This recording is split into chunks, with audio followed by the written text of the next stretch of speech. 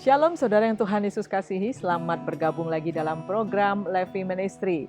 Saya berharap setelah melalui liburan yang cukup panjang, saudara kita semua akan bertambah semangat bekerja, bertambah semangat melayani Tuhan, dan juga bertambah semangat untuk mengikuti program-program dari Levi Ministry. Saudara, ada seorang wanita muda yang belum menikah, dia memiliki cita-cita. Suatu saat bila ia menikah nanti, dia ingin mendapatkan seorang jodoh, seorang suami, yaitu pria yang tampan dan kaya tentunya.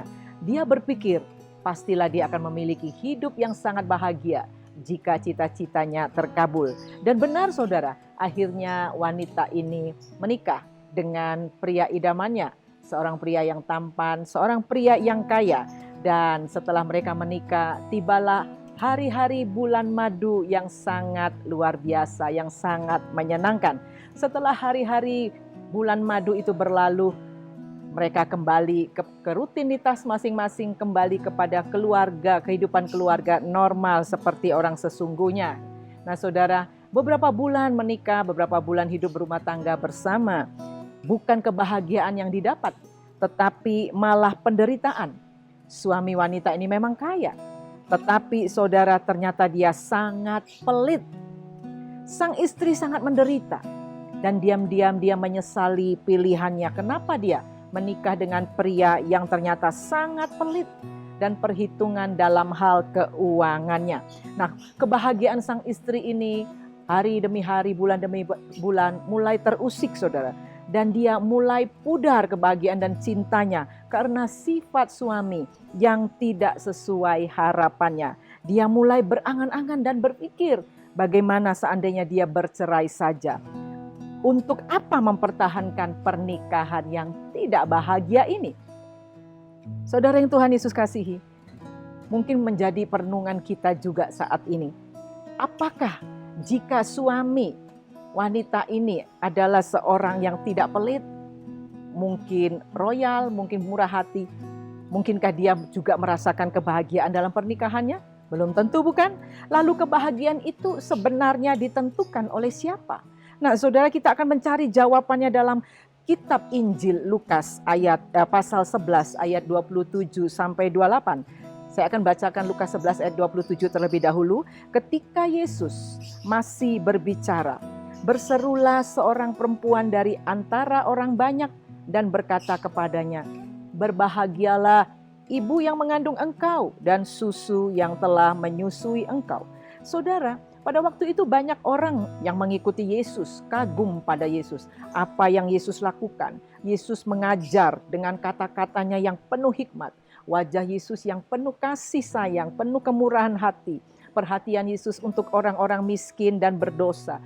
Juga kuasanya yang luar biasa dalam membuat mujizat. Yesus adalah manusia dan guru yang sempurna bagi para pengikutnya saat itu.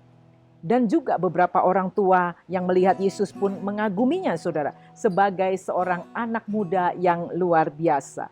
Para ibu-ibu yang menjadi pengikut Yesus saat itu mungkin merasa iri hati dengan orang tua Yesus. Mereka berpikir kok bisa memiliki anak yang sempurna seperti itu. Nah sehingga di antara para ibu itu pada suatu saat mereka berteriak spontan.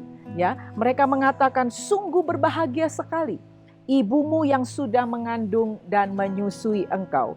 Saudara, para ibu-ibu ini memuji Yesus sebagai orang yang paling berbahagia punya anak seperti dia.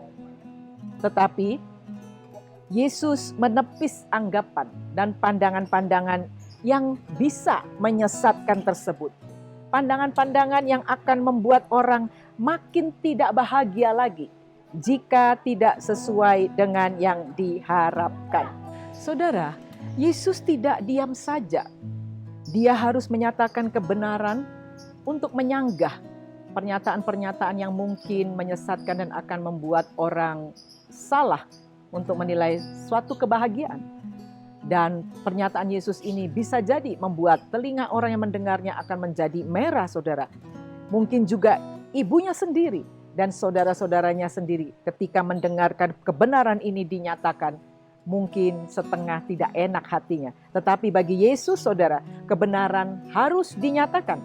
baik atau tidak baik waktunya.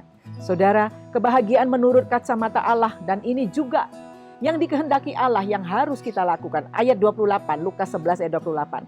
Tetapi Yesus berkata, yang mendengarkan firman Allah.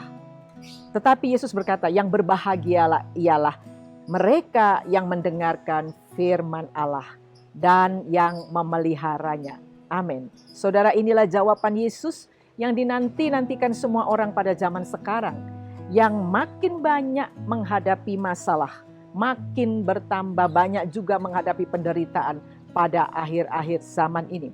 Saudara yang Tuhan Yesus kasih, untuk kita masuk di dalam kebahagiaan, kita butuh satu kunci untuk membukanya. Nah, kunci itu adalah taat melakukan firman-Nya.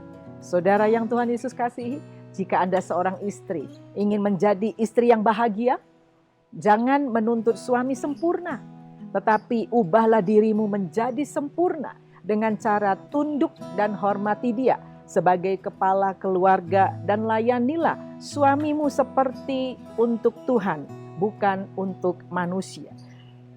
Jika Anda seorang suami, Anda ingin menjadi suami yang berbahagia, hormatilah istrimu dan kasihilah dia seperti Allah mengasihi jemaatnya.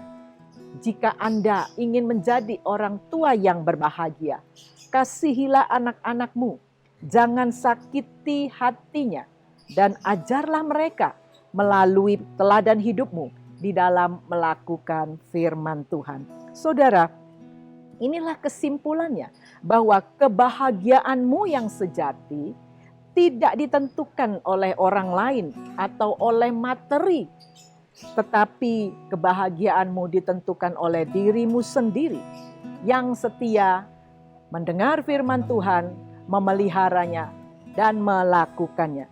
Jadi kita sudah benar-benar melakukan firman Tuhan dengan setia. Jika kita sudah melaksanakan firman Tuhan dengan benar, maka tidak akan pernah lagi timbul pertanyaan dalam diri kita, mengapa aku tidak bahagia? Saudara, karena jika kita sudah melakukan firman Tuhan dengan setia, dan kita adalah orang-orang yang layak disebut paling berbahagia di dunia ini. Amin. Tuhan Yesus memberkati.